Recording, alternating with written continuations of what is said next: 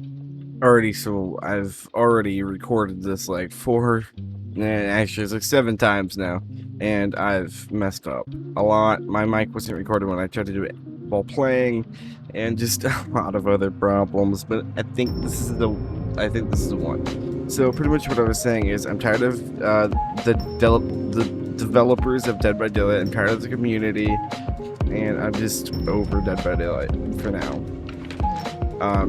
Welcome to Home Sweet Home Survive. It's kind of like Friday the 13th and Dead by Daylight together with its own unique stuff. We're going to be playing Spectre, aka Killer, and hopefully we're going to kill some people. I don't want to spoil anything. If you want to try Home Sweet Home Survive, it is only $7 on Steam currently, and it just launched yesterday, and today's the second day. Let's get straight into the gameplay. Okay, so we're loading into the game now. We got protect rituals and eliminate all survivors as our mission.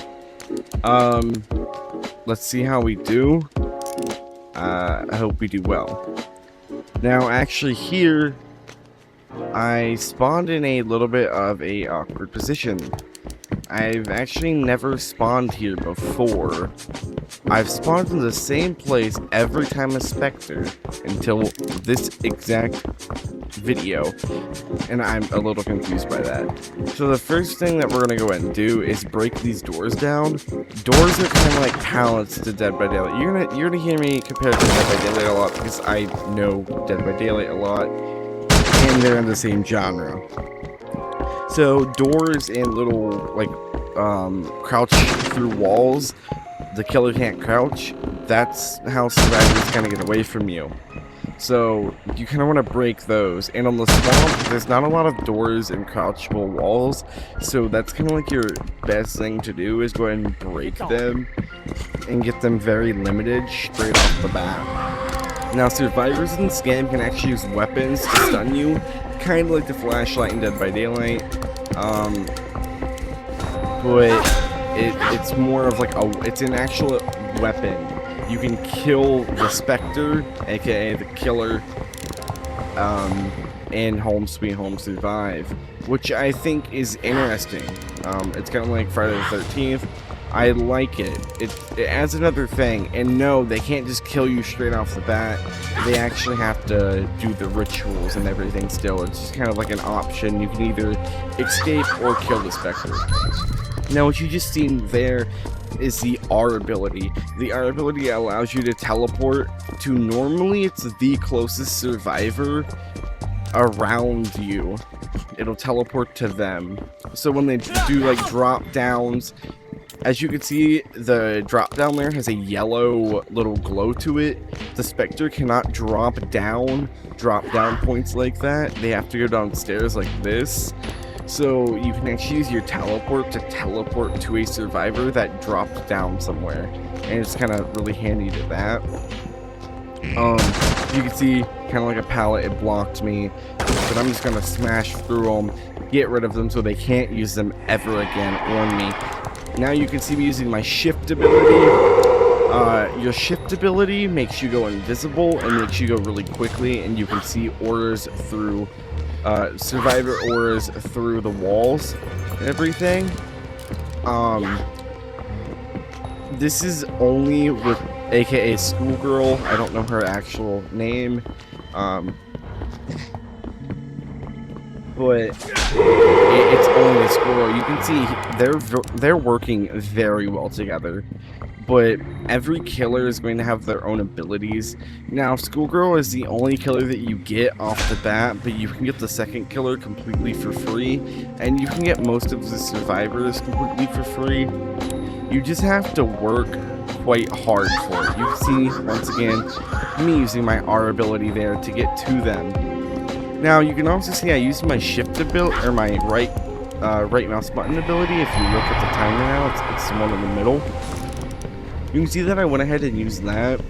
Pretty much what that does is make it where I can't be stunned, and I believe I don't take any damage from a survivor's attack. And then you can see me using my shift ability to get to someone. Now, on the swamp, there's water, and the killer isn't slowed down by the water, but survivors are. You can also see them jumping into this, like, little pot thing that actually teleports them to another one, which you are notified by, which I myself have played the game a decent bit. I'm sorry, I hit my mic there. Where I know normally where the survivor is going to end up, so I know that they're going to end up over here if they teleport through this one.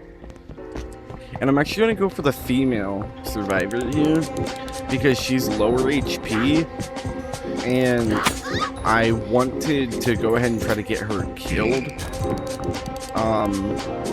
because she has lower HP than the survivor. Now, she dropped down. I'm not going to try to follow her. I'm going to break that door and try to go for this dude here because he's closer than going after the other survivor, which is actually called Jane, which is kind of funny because Dead has a Jane. But remember, this isn't a native English game, so it was probably just translated over to Jane. I'm unsure. So you can see, once again, using my R ability to get down to a survivor that used that drop down. You can see he's really slowed down, so I can get to him, hit him twice there, then execute him. The execute ability actually, or it's not an ability. You execute a survivor pretty much once you hit them, you have to press E and it'll actually kill them. So you can see right now, they have one ritual to the prayer state and one ritual to the, I don't know what that's called, I forget. It's like a stick pretty much. They have one to that, and the third one, you gotta get 3. There's 4 total, but you gotta get 3 of them to get out. You can see they haven't started on that third one, which is good for me. You can see these guys are working very well. They know the game very well. They know how to play it. They're not dumb. They're skilled players. They know how to play. So it's going to be a much challenge. I'm going to go into a little spoiler here. This was actually one of my hardest games that I ever played at like on Home Sweet Home Survive. This was my hardest game, and I don't know, it kind of always happens to me, it seems like, when I record or when I live stream, I do worse in video games. I feel like that's how it is for a lot of people. You know, you just kind of do worse because of that. You can see a lot of these look like they're not hitting. That could be due to high ping. Right now, there's not a server around me. The lowest ping that I can get is around 130 to 120, which is playable, but not exactly favorable to me. There's a southeast server in America, and I don't live over there. So that's why I get 130 ping to 120 ping. But it's much better than the 300 ping that I get on the, I think it's the Japan servers. I'm not exactly sure. It's much better than that, though. I hope with more and more community support, we'll actually get a server closer to where I live. And hopefully more people around where I live will start playing it, so I can get lower ping. But it's not really any worse than Dead by Daylight. You know, I don't enjoy playing Dead by Daylight anymore. I've been enjoying playing Home Sweet Home Survive. It's a nice refresher. It's something different, but something that I can still love because it's close to Dead by Daylight, kind of, but different. So I can actually enjoy it a lot because you can see. So, as a survivor, if you stand too close to a door or a breakable wall slash crouch area, like crouch wall, and the killer breaks it, it'll actually stun the survivor because you're too close to it and like the fragments are hitting you. So if you stand close to it, like she was, you actually get stunned by it, and it'll allow the killer to get a free hit on you, which is pretty nice. I like how the survivor can be stunned, and it's just a nice feature to have in the game. You can see they placed that. All survivors can go through that, but the killer can't. It lasts for like 5 seconds or something, and it's just a way for the survivors to get away from the killer, regen some stamina. I'm not gonna go super far into you can see those drop downs being really useful to the survivor. But now she's in my territory. She's in the water. This is my zone. I don't get slowed down here. She does. Time to kill her. But I'm not going to get too much into the survivor side of the game because this is a Spectre video, aka killer video. So I don't want to go super in depth into the survivor stuff. I might end up doing a survivor video later on and getting more into detail about that. It's not going to be a tutorial, just like this isn't a tutorial, but just kind of explaining some things for people that haven't played the game, or people that are looking into getting into the game, and just giving some tips and tricks, kind of, and just giving some basic knowledge of the game to everyone. You can see here, I'm guarding the ritual. You want to guard the ritual because that's their objective. That's kind of like a generator. Kind of protect it. It's the way. You can see there, I got stunned. There's actually an item that you can set up on doorways and it will stun the killer. Again, I'm not going to get too in-depth into it, but that's how it is. So you can see I'm struggling a lot right now. This isn't looking too good for me right now. You know, all 4 of them are alive. I think I've only ever killed one of them so far. By killed, I mean, you know, I put them into an orb one time. But you can see this dude's actually really injured, and there we go. We get to execute him, which is really helpful. Okay, he's actually dead, so I did kill him as well before. So he's out of the game permanently now. If you were killed twice, you were out. You can only be revived 1 time, no matter what character you play, at least at the moment. That, you know, you can only be revived once. So you can see he did that, and then he's going into there, because you can't hit them when they go into there. It's a little bit of cheese, but, you know. Then he stuns me. He's getting really lucky with these hits. And I'm really not as the killer. A lot of my hits are missing. You know, I'm playing on 130 ping. He's probably got better ping than me. But, you know, it's whatever. We go through it. You know, we're a phoenix over here. We get hit down and we just revive ourselves, you know. We get reborn from our own ashes, so that's pretty badass in my opinion. And you see, once again, using that, they're fairly good. This is actually the better map for them, but in general, this map is actually more killer-sided due to there's not very many doors or crouchable walls. So survivors have to really rely on items, and there isn't infinite supply of items pretty much. They just have to search the little boxes on the ground, and then wait for it to come back. It has like, I don't know, a few minute cooldown or something until it comes back, and then you can search it again. So it's not too bad. You can see it actually hit me with that, which blinds my vision a little bit.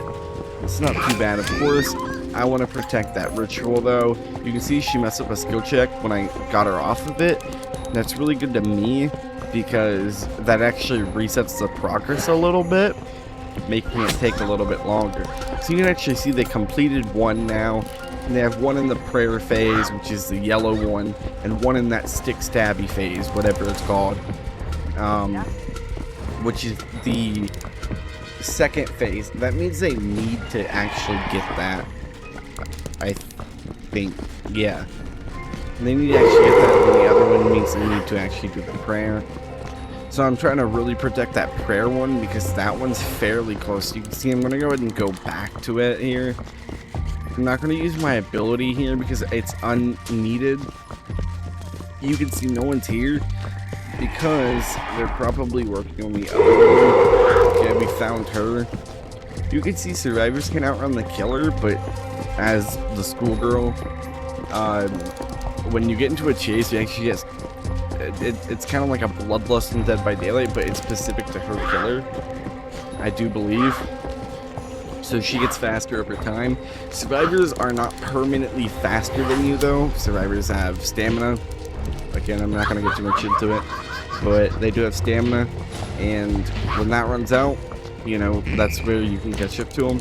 Stamina does not regen very quickly as a survivor, and every survivor and killer has its own stats, so some survivors may have more HP but less stamina, or less, I don't remember the third stat, because I didn't really pay attention to it, because I don't know what it actually does at the moment.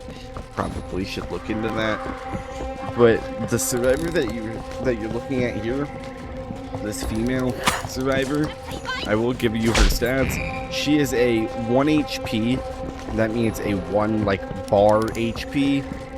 She is a 4 stamina and I think a 3 of the other stat. This dude here, he is, I believe, yeah, this is the one. This dude here, I believe, is a 2 bar HP or health, a 4 stamina, and I think he's 1 in the other stat. This girl here is 1 HP, I think 2 stamina, and 4 of the other stat. And then the other dude, I have no idea. The 4, wait, yeah, he's already dead. Okay, so the one that is dead is the 2 HP, 4 stamina, 1 of the other. And the one dude that is still alive is actually, I don't know.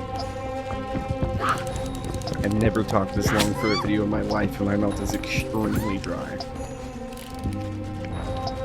Yeah, I'm not even done with the first game. I might split this into 2 videos then. This game actually lasted a lot longer.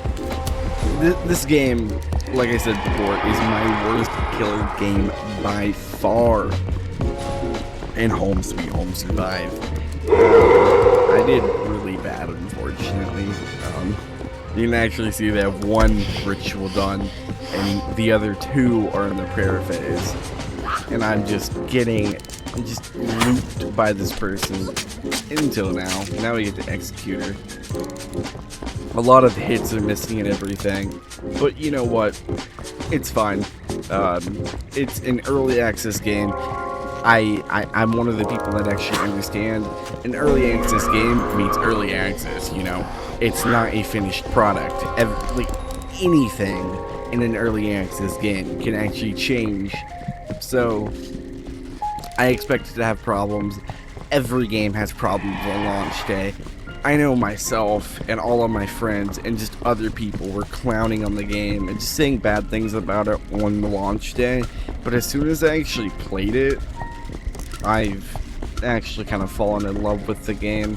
I really hope it's not a repeat of something like Death Garden, or I can't remember the other name, or the other game's name, unfortunately. But it's the one like, it's the game with like the high school map, and then with like the gym, and there was an outdoor map, I know that, with like a clock tower. It's funny, I can remember the map, but I can't remember the name. I have a visual memory, I think. Or actually, I know, I'm a very visual person over, like anything else. So, hey, you know, getting to know PHOENIXSAVER while playing Home Sweet Home survive. So you can see, I'm glowing, and that is due to me getting less HP, I believe, and then having more rituals done. The more rituals they do, the more damage they do to me. But I believe also the faster my abilities regen. So they may be able to do more damage to me, but I can actually teleport and do the little like shift ability and everything quicker in return. So you can see I popped my ability there. Oh, but she came in. I actually didn't pop it. Oh, that doesn't have 100% stun rate. Neither does the sword. The sword is much more likely. There I actually tried to pop it if I remember right, but it was too delayed because of that ping. You see I popped it there, and I'm just trying to swing and swing and swing, but none of these, honest. That one should have hit, and that one did hit. A lot of, like, she's holding a knife. You don't have much range when you're holding a knife. And that's the end of this. The time actually ran out. I actually held them off so long that the timer ran out. I would have killed all of them anyways because there was only 2 of them left there, but I did indeed make them run out of time. And that's it for this video. If you enjoyed it, drop a like. If you want more content, hit that subscribe button, and I will see you all next time. Goodbye.